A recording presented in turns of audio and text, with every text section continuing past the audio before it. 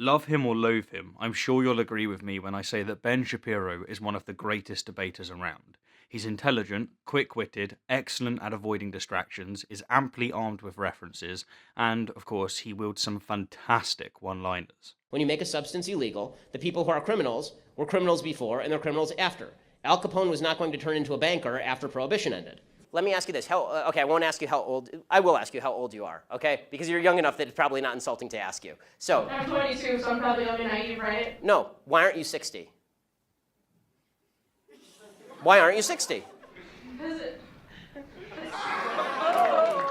And yet, despite Ben's prowess, I disagree with him on almost every major issue. Sure, I'm with him when he's dispensing unrehearsed emotional college students who embody the regressive left. I'm not denying your humanity if you're a transgender person. I am saying that you are not the sex to which you claim to be. But on most topics, such as politics, abortion, and free will, I'm fervently against him. But I can always understand where he's coming from. While I reject many of his assertions, such as morality requiring free will, If you don't have the capacity to choose, how do you have moral responsibility? he rarely commits a logical fallacy. That is, unless he's arguing for religion. On this topic, I find him staggeringly poor. In fact, the reason I haven't addressed his religious arguments before is because I consider them low-hanging fruit. In my, and many other people's opinion, religion is Ben's soft underbelly, and over the next few months I'm going to do my best to illuminate this. This is Ben Shapiro, calmly educated by Stephen Woodford. Come on, if one's going to create a Ben Shapiro video, one must follow the Ben Shapiro YouTube title guidelines, right?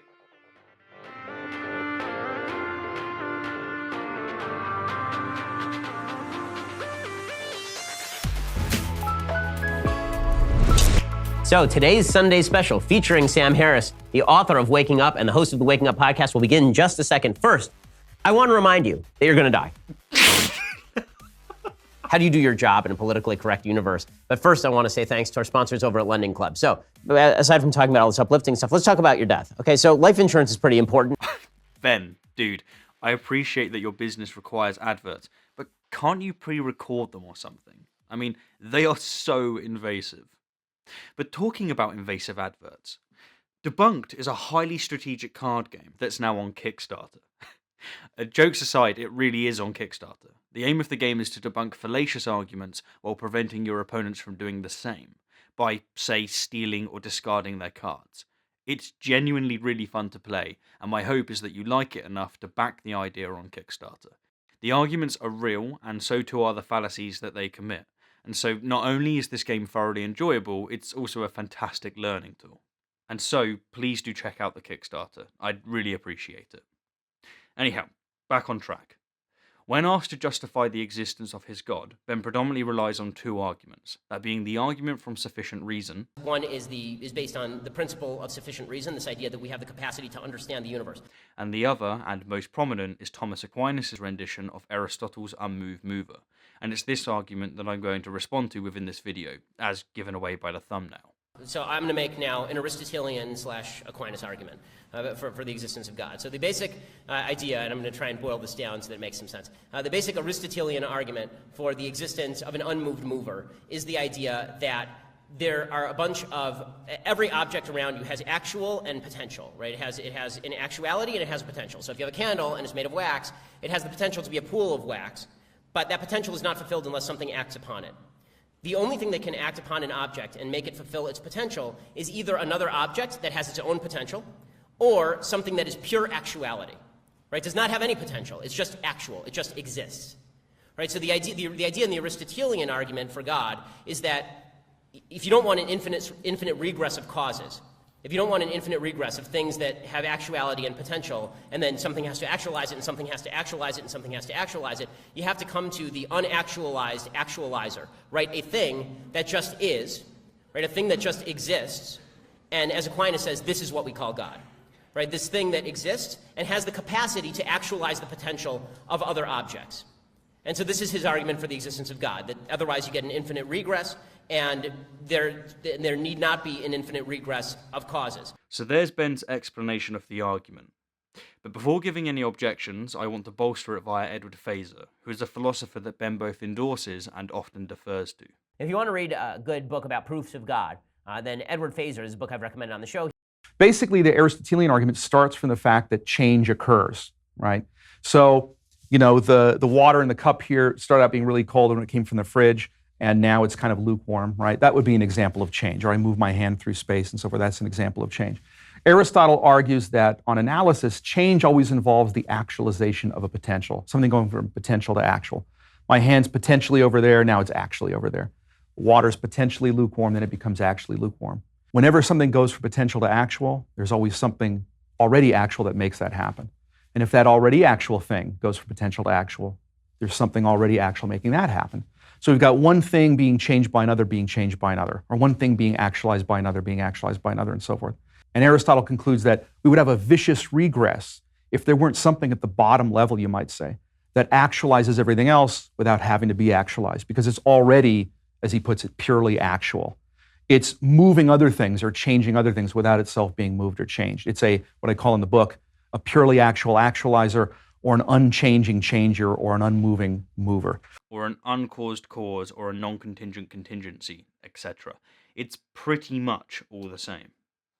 Now, Feser's rendition of this argument is composed of 49 premises. Yeah, I'm serious, 49. But Aquinas' was much more in line with most arguments, being 4.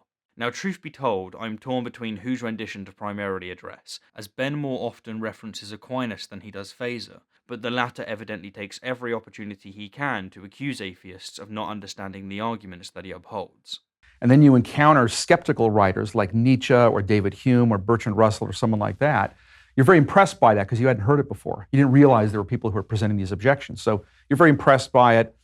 You're usually a teenager anyway, so you're open to hearing the language of rebellion. A lot of the objections that were trotted out, I realized, were aimed at caricatures. They were aimed at straw men. They weren't really attacking what Aquinas or Leibniz or whoever had actually said.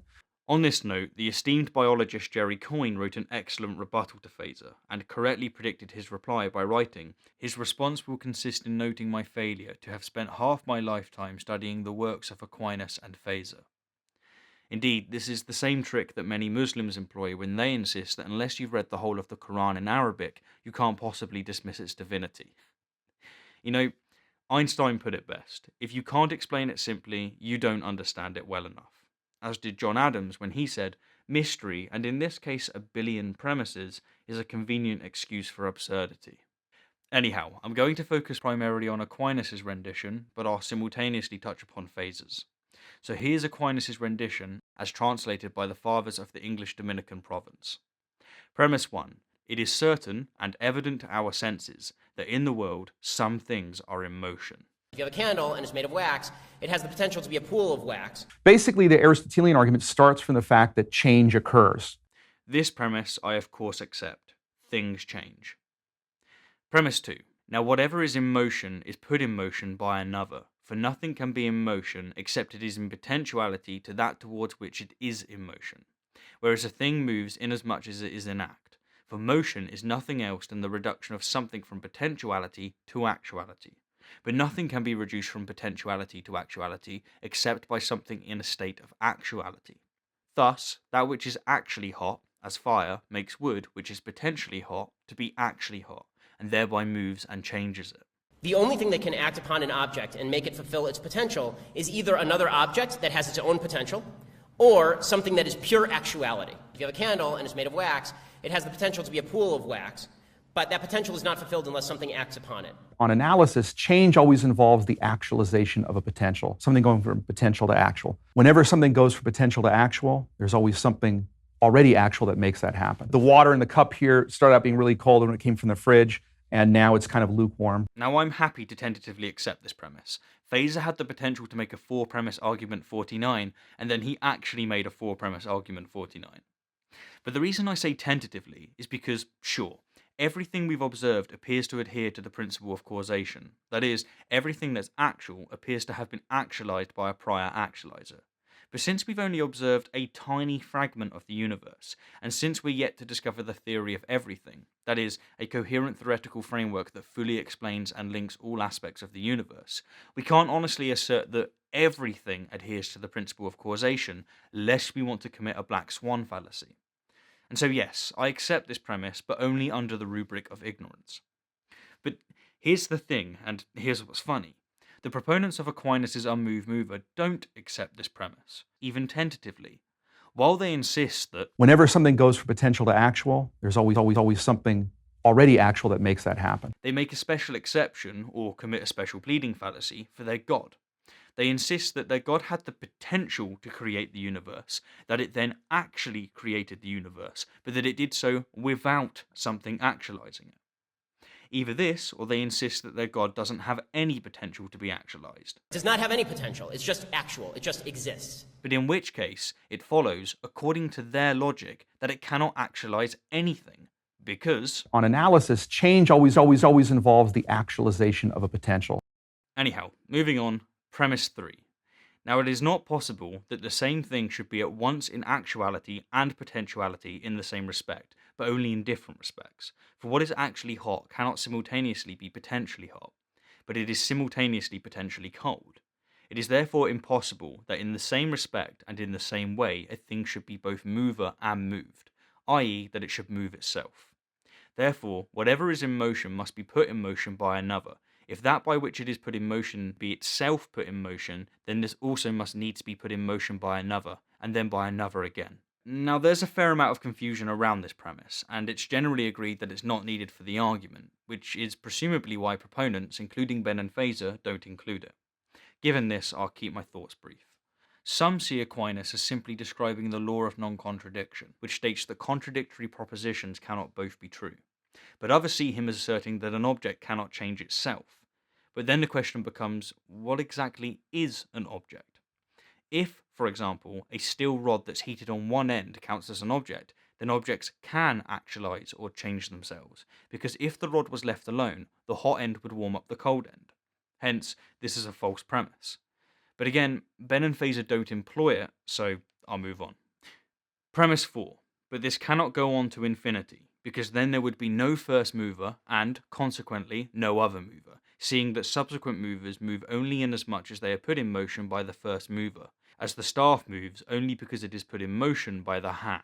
If you don't want an infinite regress of causes, if you don't want an infinite regress of things that have actuality and potential, and then something has to actualize it, and something has to actualize it, and something has to actualize it, you have to come to the unactualized actualiser. We would have a vicious regress if there weren't something at the bottom level, you might say. Yes, if we don't want an infinite regress, it seems, given what we know, that we must assume an unactualized actualiser, or a first cause, or an unmoved mover, or a non-contingent contingency. But that's definitely not sufficient reason to conclude that there is one. In fact, that's simply an argument by assertion.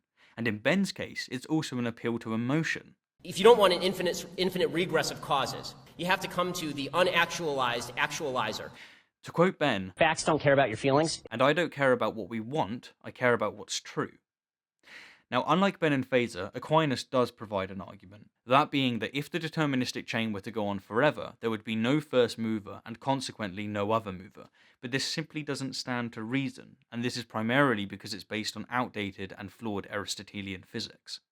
If there is no first mover, which is to say, if cause and effect is infinite, we have an answer that accurately accounts for our observations, and, most critically, one that doesn't require us to make an unfounded assumption that violates everything we know. Or to put this all another way, given all the evidence we have for movers absolutely requiring a mover, do we have sufficient reason to believe that there's a mover that doesn't require a mover? No. As weird as it might seem, as unintuitive as it might seem, the evidence indicates that everything is contingent on something. And this is further bolstered by the fact that the law of conservation of energy has never been violated, even by quantum mechanics.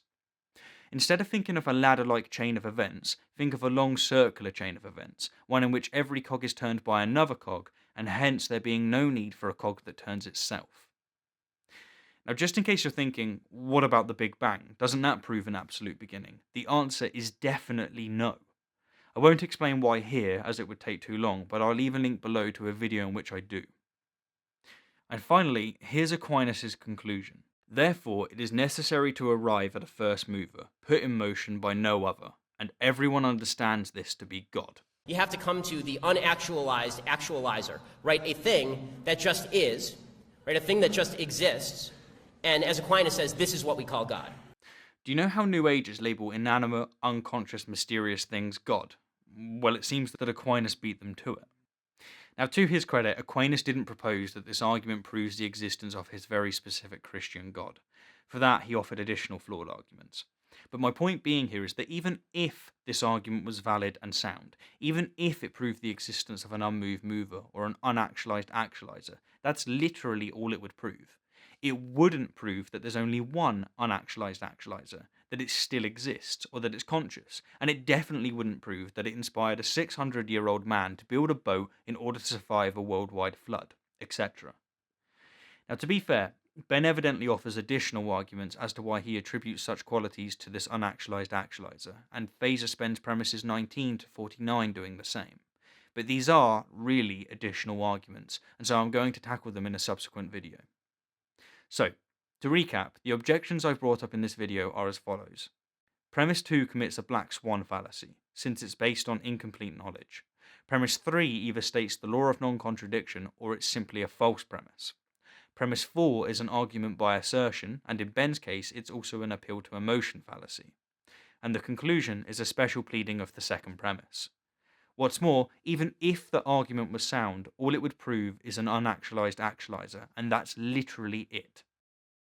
Anyhow, thank you kindly for the view, and I want to remind you that you're going to die. Please do check out the Debunked Kickstarter. For those of you unaware of how Kickstarter works, if the project is funded within 30 days, it will become a reality, but if it's not, it unfortunately won't. One could say that the cards have the potential to be made, but only if they're actualized by apes such as you. As always, an extra special thank you to my wonderful patrons and to those of you who have supported the channel via merchandise and PayPal. Until next time, my fellow apes, until next time.